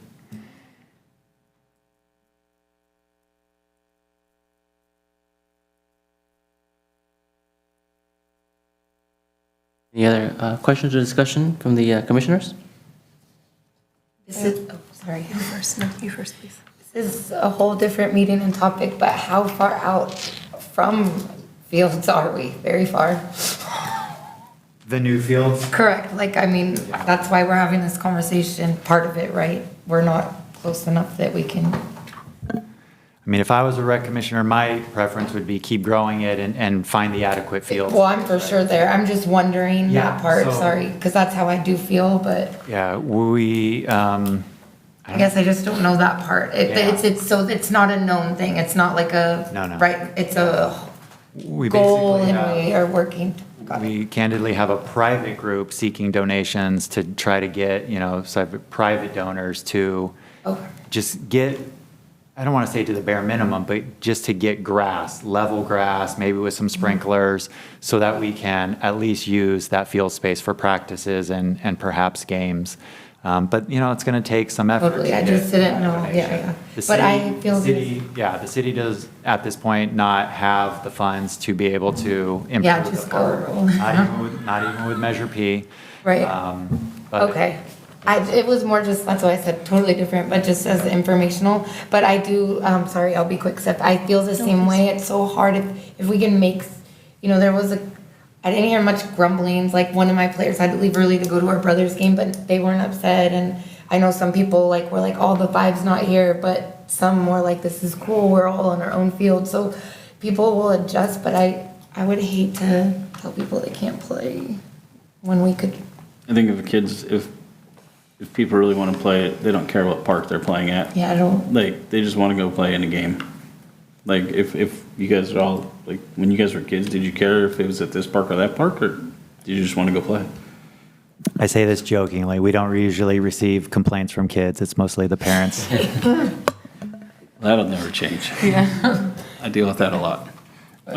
But can we, real quick, how do we go about starting to maybe do a board for the Little League? Because, like, we talked about not even Little League, like, for this year, like, if we have some parents who want to get involved, because we've heard at a couple different meetings, people like, I'd be willing to sit on the board, and, like, we need to get something going with that. So, we've started the ball with the Little League, so if we do have a board, they can also, jump in and help that. And if we do go back to Oakdale maybe this year, maybe we can have some help there with that, and just so there's a plan so we can get it out to all the parents. So even if there is a process of how the board is, like, how do we get that started and get that going sooner than later? I don't want to wait till like next month to be like, oh, did we ever figure something out? And I like that idea. We wrote down Plan B for a board for 26 in light of what we heard on the Little League. Yeah, it may not materialize for the next season, so we will probably put some thought together on what a board looks like, even if it's temporary board.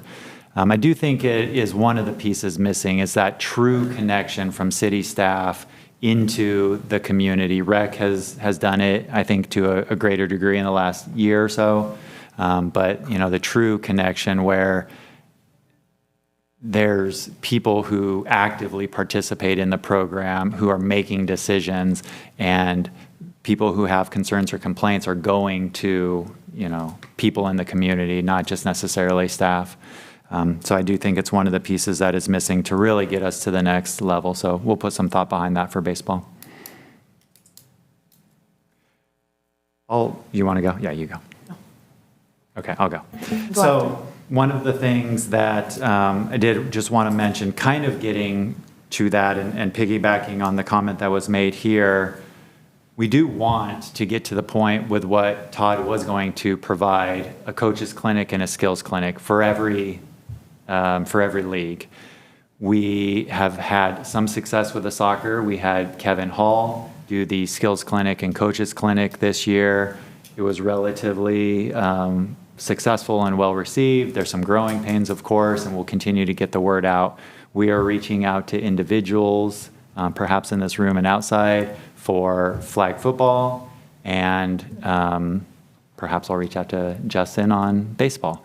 But I really like that dynamic where it's not bringing in an outsider, it's someone who knows the parents, who can volunteer their time, who has some expertise in these areas, who can, kind of do this. I think he's right. We hear a lot about the coaches and really supporting the coaches, getting them to the next level. So we are trying both of those things for all seasons. And then you saw this year we worked with Kevin Hall also to kind of look at the rules. We probably had a bit of antiquated rules, and there's some growing pains with this too. So we're going to try out some things and see if it works, but really start to dial some of this in. And I keep stressing it, but I want you to know so you can share it with the community. This is a bit of trial and error, right? This is a bit of beta testing and then reacting. It's not going to be perfect next time. As much as this pains me to say, we are not a professional organization in terms of running a sports league. We're not.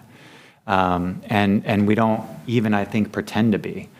We do want to get better, but we're not professional at this point, right? We don't have the staff, we don't have the resources to do that, but we're continuing to iterate and beta test and those types of things to try to dial it in as best we can. I want to just piggyback on what Jalen said too. I want to thank all of you guys, because I know I reached out to you all for help. Danny helped me with the rule book. He looked it over, Casey looked it over, and then, Commissioner Silva and and Chair Trejo, and then Commissioner Hogan and Commissioner Silva helped us out with the evaluations. They were there. So this is a community effort, right? As Mr. French said, that we're looking for assistance from community members. Who better than our parents, our coaches, someone who we've already established a relationship with, right? And then we are looking to, provide a better level of support for coaches. And we had that coaches clinic with, Coach Hall and his brother, Coach Hall, right? Which was from what I hear, very informative. We had that skills clinic. And then I also wanted to share that we had the evaluations, which was very well attended. It was a lot of work, but a lot of fun, right? We had, it gave us the opportunity to meet the kids. The kids were excited, parents were excited.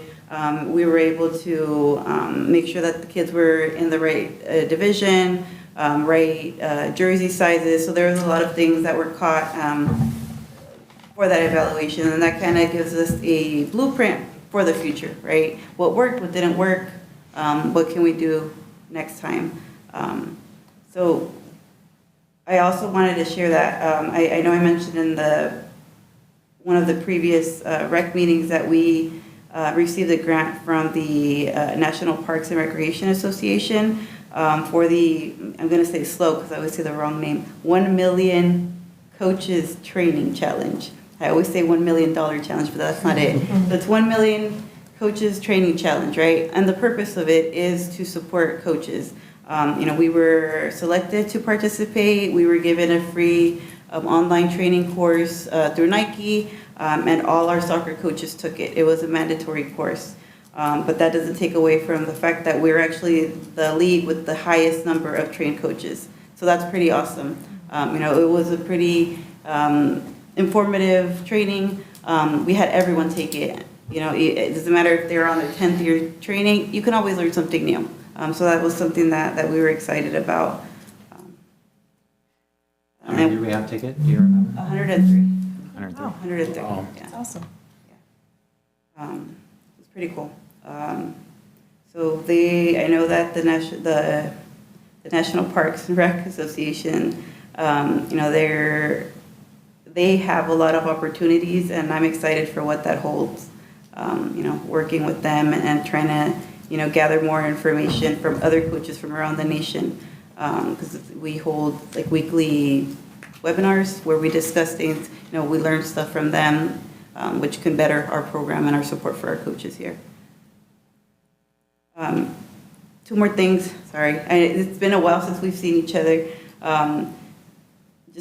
We had the new rule book, as Mr. French mentioned. We made sure that we combined our old rule book and the MLS Go rule book to make a rule book that is good for our league, that works for our kids and works for our community. It's not perfect. It's still, there are some things that are going to be caught. It's just inevitable. But we're excited for it. And then we are part of the MLS Go. And then some of the perks that come with it are different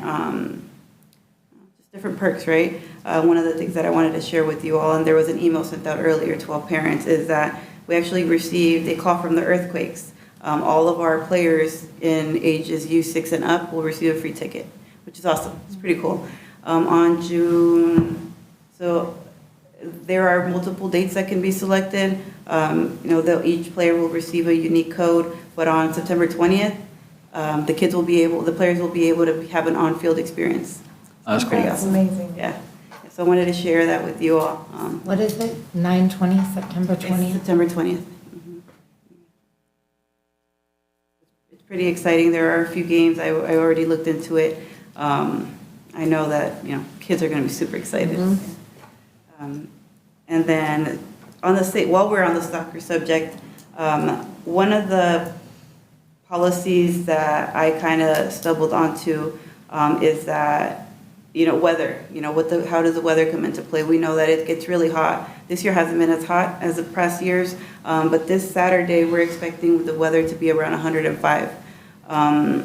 The guidelines for safety is that 105 is kind of the cap as to where we start kind of looking at things, and we are going to have staff being vigilant and making sure that everyone's hydrated out there and making a call as to whether postpone or cancel games. Just want to make sure that you all were aware. Thank you. I know like for high school, the CIF has a heat index. They got to go out and measure it, and it gets uploaded to the tripod. Through a tripod, it automatically gets uploaded to the CIF, and the ADs they're required to do it before every practice over a certain temperature, and then you can't practice. So if I got summer ball practice, it's too hot, it's a real thing. I have to look and see what time it'll be 105. I know our games this year, we try to make sure that they weren't so long into the afternoon, so hopefully that 105 comes at a time when we're not on the field anymore. So that's a hope for this Saturday. Do you have any questions? But you're doing a really good job, so thank you. You can feel the improvements and the build-up for kids, the excitement too, going to evaluations and seeing, it's fun for them too, so it's all around, so thank you. And the jerseys look great too. There's some good pictures out there with the kids. I would tell my team to wear the light colored or the gold, and they're like, what gold one? We only have black. After we figured out they were reversible. Oh, yeah. I'm like, I should have told you guys that part. Sorry. They're really nice. Very nice. I thought evaluations was an awesome touch. The coaches had positive things that I heard in regards to it. There was one piece of feedback that I didn't see that I'd like to share that I thought was valid, is that having the children run the drill multiple times and down different lanes, so coaches then could line up on each side and then watch them go, and it also makes the time period a little more fruitful. Some of the coaches and parents mentioned they took the whole weekend off to come do it, and they're like, it was only this many minutes. And I thought, I guess maybe we could explore the idea of making it longer. I think that was my only. Thank you for everything. Appreciate it. So a couple other things. Yes, MLS, I think it's been a good change. This is our first year. I think we've received some concerns about no numbers on the jerseys, which, okay. We have reached out subsequently. That's just their policy. It's kind of this like team dynamic, not individual dynamic. That's their policy. But we have reached out in light of some of the concerns we received, and we can get numbers on the jerseys next year as they come. Or each team can be responsible for doing it, whether you do it via Cricut or, go to a place to get it done. It's certainly something that we have supported this year. In fact, we sent out information to kind of, share the how and the what type of thing. So we have heard that feedback and are getting, some things dialed in on that. And then refs, always going to be an issue, refs in every level of play.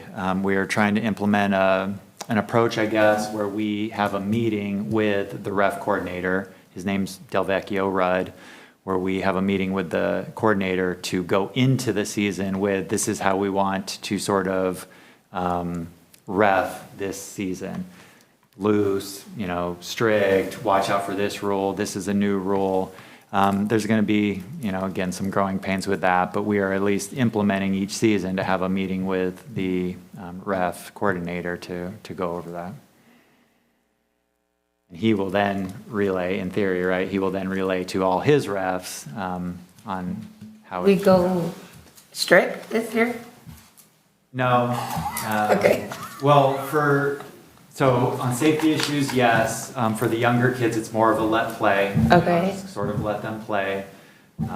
So yeah, it was kind of a mix. But we did get at least one comment, maybe it was just one comment. There was some inconsistencies across reffing. The older kids, it was just very, there was some calls that I didn't expect for older kids. And so that was all, but I thought my younger kids, it was really good, so I was wondering. Yeah. So, good. Let's hope it just keeps going good.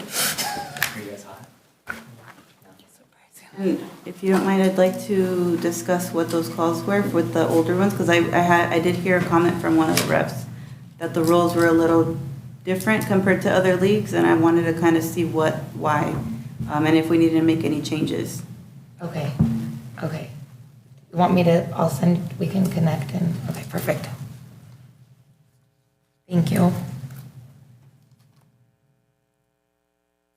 We really can't control what the refs call though, right? Like, No, it's, what we've got before, I get the sense that the coordinator didn't necessarily sit down with his team and say, okay, this is how we're gonna call Escalon. It's just sort of, they're professional refs, just leave them to their own devices. And one ref will call it completely strict and another will call it completely loose. And you have coaches that have these different refs and it's like, okay, where are we at this week? So you're right, we can't, and they're humans and they're gonna, do it based on how they want, but we're trying to at least set our expectations for the refs. And I think it's good too, because I remember from last year, especially in the, which is 10U now, the 9 and 8-year-olds, or sorry, there's the 8 and 7-year-olds. There's that debate whether we should do the offside rule or not for soccer. So sometimes the refs would ask us as coaches, like, do we want to call it or not call it? But you don't want to be changing that week to week. And so that's what I think what you're saying, it's a good plan to sit down. Here's what the rules are for each division. That way the refs aren't trying to figure it out. And sometimes that's what the inconsistency they have is that the refs themselves aren't sure what the city is wanting. But this meeting would help out and be clear for everyone.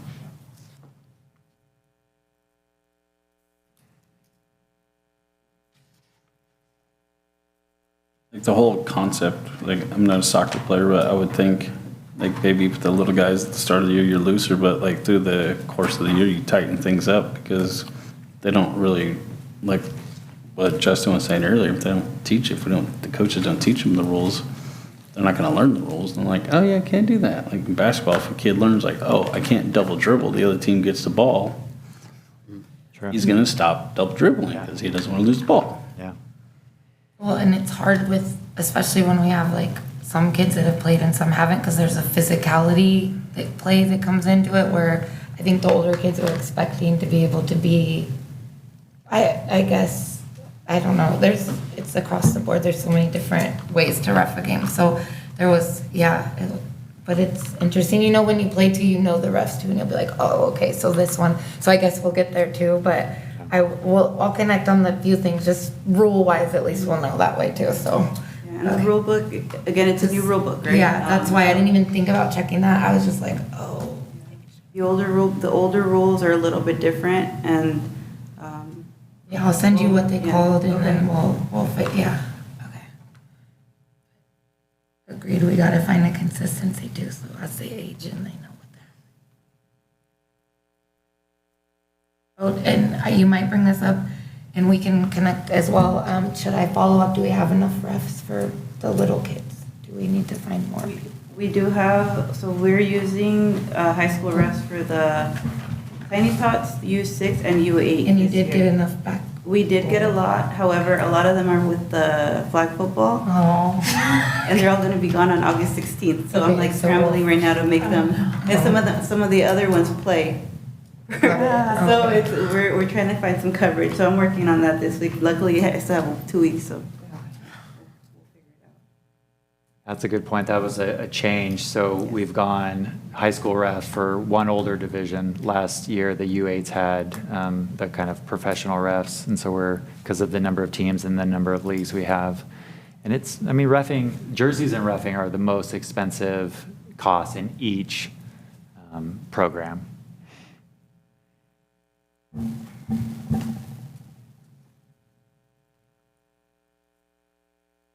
If there's no further comments and questions, we'll move on to agenda item number 7, fee update forthcoming? So we'll just share, it's our kind of approach, just throw it out there, trial balloons, throw it out there, let people not be surprised. Staff is going to put together information for the rec commission and the council's review on a proposal for a fee update. Now, that doesn't mean we're going to ultimately approve a fee update, we just consider a fee update. So we'll put the math behind, sort of where we're at, what it costs to run the league and all of that, and what maybe a revised fee schedule could look like. So that's coming, that's forthcoming in the next couple of months probably. And, the rec commission will make a recommendation on city council, and city council will choose to do what they want to do. No, we want to keep it low, or yes, let's update it a little bit. But we'll put that information in front of you. I don't want it to be a surprise to anyone. We've now had a couple years of data, at least with us here, and it's clear. I mean, the fees are very low. They're very low. There's a heavy subsidizing of the program. And that's not necessarily a bad thing. It's just a question that needs to be raised and discussed. A question about soccer sponsors. I'm sorry, it just came back to me. But for the soccer sponsorship, it just goes on the coach's jersey because the MLS changed. Is there a way to explore a different way to represent that, like how in baseball they'll have things up on the home run fence? I know we don't have that fencing up. Is there a way to put something maybe on the street side, going like east-west on the fence line, saying thank you, these sponsors? And There is a way to do that, but that comes with the cost of, it's a banner fee cost. There were two options. There was either not accept sponsors at all, or accept sponsors, right? And this was something that was explored, all around. We thought about it, all different ways how we can offer sponsorships. This was one of the only ways, and there are different sponsorship options that are now being offered. There are different levels, and we understand that sponsorships have been the same for a long time, but as the league changes, sponsorships unfortunately have to change as well. But there are other ways that we can make up for the shirts, and there is a flyer that was sent out to everyone with the sponsorship information on it. But to answer your question, yes, we can put a banner, but it wouldn't come with only a team sponsorship. It would come with the banner, which is a fee that's already been set by the city council. Can I ask, did the comment, is it about we like to see the names on the jerseys, or they feel like they're not getting value for their sponsorship, or what is value? just more value for the sponsorship was brought up at a soccer game, and just in reference to they thought it was going to be on the kid's jersey. And then the discussion was had between quite a few parents of, is that money you spend then just to lock a kid? Are you just basically paying? Anyways, it was just a dynamic discussion, and what I garnered from that was either the sponsor needs to be a true showing of sponsorship, or it does sound like it turns into, I'm paying this extra to get my kid on this specific team, which is a lot of an enrollment fee to lock a kid somewhere. Okay, yeah, we can look at the levels now, because now we have 3 sports that don't have sponsorships on the back of the jerseys, right? We have soccer, football, and basketball. Basketball, yeah. They're all tied to the professional sports leagues, so we really just are left with baseball. But that's a good point. We'll look at the sponsorship levels, and I don't know, maybe the team sponsor goes away for those 3 sports. We'll have to look at it. And is there any social media posting around the sponsors? That might be beneficial to them. Yeah. There's 3,800 followers on the city site. That'd be a good way to get them. So the newer thing that we are doing is adding them to the team sideline. That's going to happen tomorrow, actually. Okay. We're adding them to the team sideline on our sponsor page. And then they are also going to be on the city website. The city Facebook site. Okay.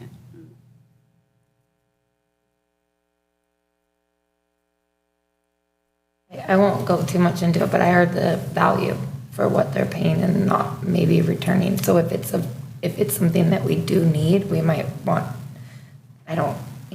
we might want to look at a way to provide them value. What does the sponsor pool of money go to? Is it jersey? Falls into, jerseys. It goes into the program overall, to buy equipment that's needed, to buy, to buy the jerseys, kind of helps offset the cost. It doesn't necessarily have a direct path to something. It kind of falls, into the General bucket. into the kitty. Yeah.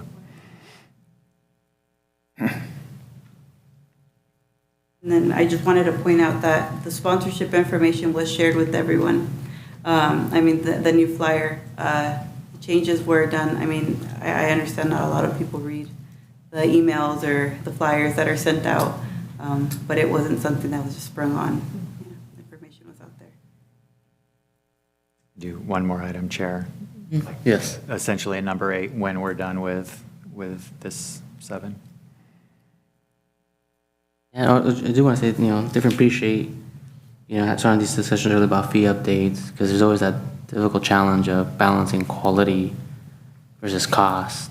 And it's always a challenge, because even if we say, all right, the cost is only going to increase by, say 4 or 5%, it might not seem like a lot, but when everything else is going up 5%, the rent, the gas, the phone, 5% could be a lot for families. And so I think as we're doing this, we have to just recognize that we do understand that it becomes more challenging as we raise fees, but at the same time, we also need to keep up with the equipment, the actual cost of the program, because that does become challenging as we do subsidize with the general fund. At what point, it's possible at that point, right, that city council could change how they want to subsidize. And so, not that there's any, like, for example, like water, right? It's not like there's any laws that require it to be a standalone, enterprise fund. There's, some like wiggle room here with how you can subsidize recreation fees, but it is important to ensure that we are increasing fees for the right reasons.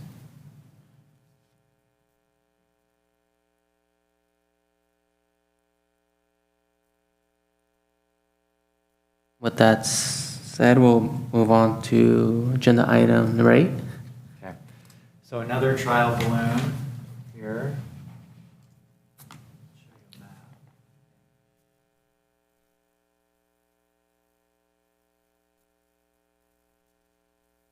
So the city is exploring, maybe a little bit with Measure P funds, the city is exploring adding a dog park. So it's one of those comments, one of those amenities we hear a lot about. We've had a couple of different thoughts. In fact, we looked at Main Street Park, the dirt area, for a minute, and there's some concerns about not a lot of grass, and there was concerns about no water. Then we started to look at kind of more of a park that's maintained by the neighborhood versus the overall city. And so just throwing it out there, right? Council hasn't made any decisions. We started to look at what's called Reed Manor Park. Familiar with Reed Manor Park? About the dog park already? No. So Reed Manor Park, north of Vine, kind of in the southeast of the city. Again, just exploration. I like to throw these ideas out to see if there's instantly feedback or concerns or comments. A proposal right now would be to throw a fence sort of here, across here. This is fenced, this is fenced, this is open for parking, so you'd have the fence continue, along this kind of path here. And then the dog park would just be in the northern portion of the park. It's a more seldomly used when you compare it to like Brentwood or Sanchez. I'm not saying it's not used, but it's a more seldomly used park. And we would move or remove the backstop here.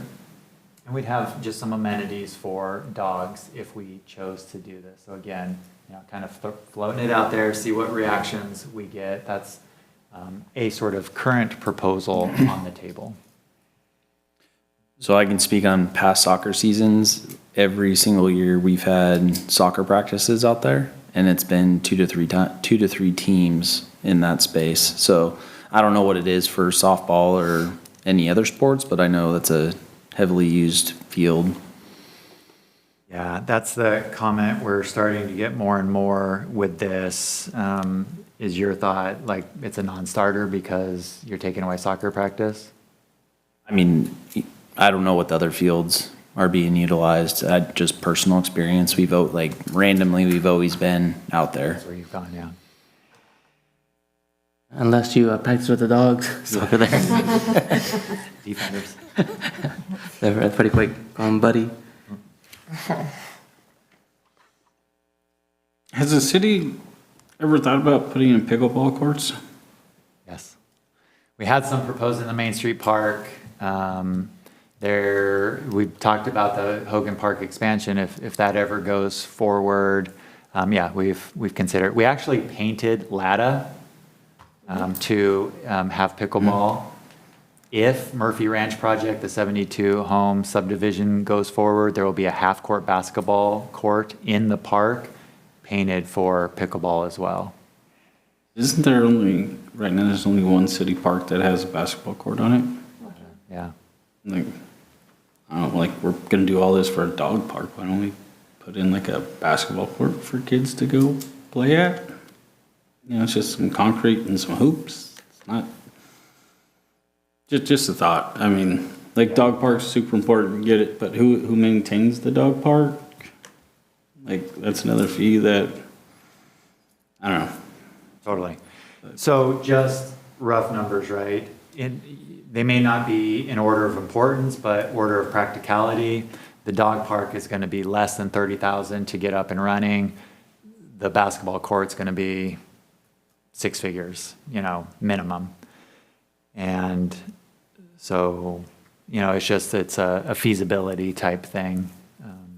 But I don't not agree. I would love to put a basketball court, an accessible basketball court in a public park. It is unfortunate that the school facilities are not sort of more open to the public. And, we're having those conversations with the school district. We have a meeting that's called a 2+2. It's 2 council members and 2 board members, and we talk about these types of things. And it's a conversation ongoing. I don't know where it's going to go, but That's not just here in Escalon, that's across the board. Every school, like, work for the school system, they're fenced up and. yeah, school safety, paramount issue for sure.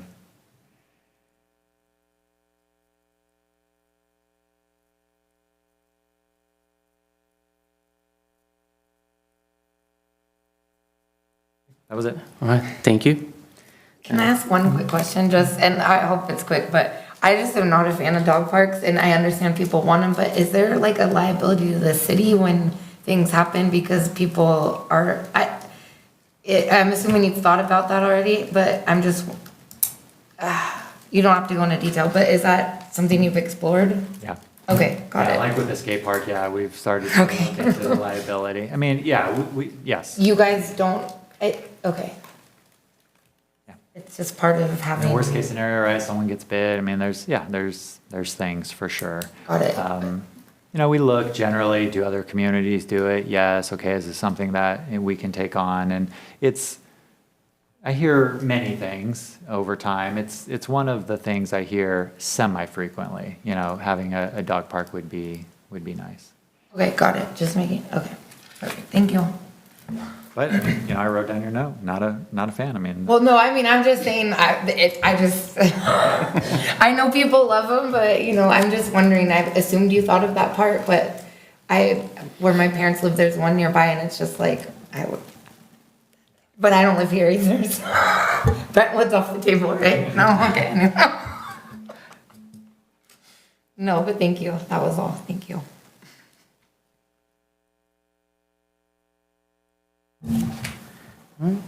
Next item on our agenda is matters presented from the audience. No audience here, so we'll move on to Commissioner Communications. Start off with Commissioner Showalter. Yeah, so I like the idea of the skate park. Growing up without one, survived, but I was also like grinding benches and curbs and probably not ideal. I question the location of, like, it is a big investment and it is a fixed piece of equipment, so I think we need to be thoughtful of the bigger plan and not rush into putting it next or west of the overflow lot. And then as far as baseball, softball, I saw some feedback on T-ball where the coaches, like they're new coming in, probably a lot of times haven't coached before. And I saw it last year with our T-ball team where some coaches were hitting off the tee, some coaches were pitching game one. And so I think if we had almost like a breakdown in this week one, here's what you're teaching, week two, like here's the next step, here's the skills that you want to coach on. By this game, we're gonna go from tee to getting 3 pitches. So I think that'd be good to not spell it out exactly how it has to be done, but give some guidance. So I think that'd be good to start brainstorming now, or tail end of this year. Thank you. Commissioner Hogan? No comments? What? Yep. Just have one comment or speak to is when we did the draft for the soccer. I was there for the soccer boys, and one of the things we did there was we did use a projector to kind of show on the screen, who's getting picked, whose turn is it next to pick, and you can see who. If someone was picking the same player, you can see there's some type of coding back there behind the Excel sheet to show who's available and who's already been picked.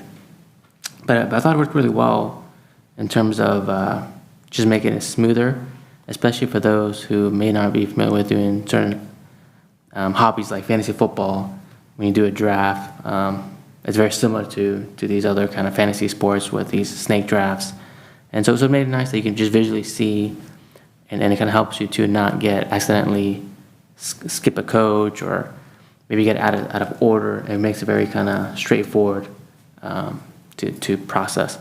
But the other part of it was that once you do that and have it there, on Excel, and you have a projector, there's not really much more to be able to just log in to like a Teams meeting and just share that on a Teams.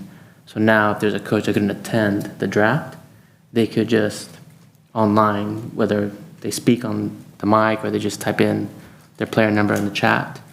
Now you could have anybody, any coach, join the draft. And there's no cost to the city for that.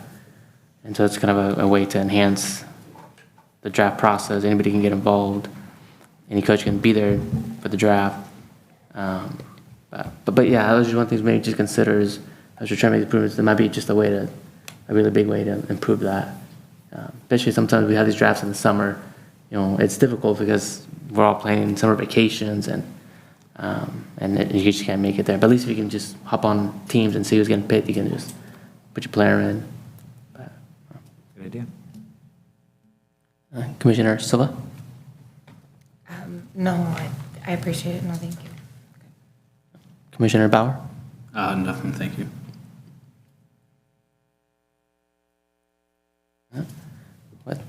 With that said, we'll adjourn the meeting at 8:38 p.m. Thank you. Are these pins for us or for?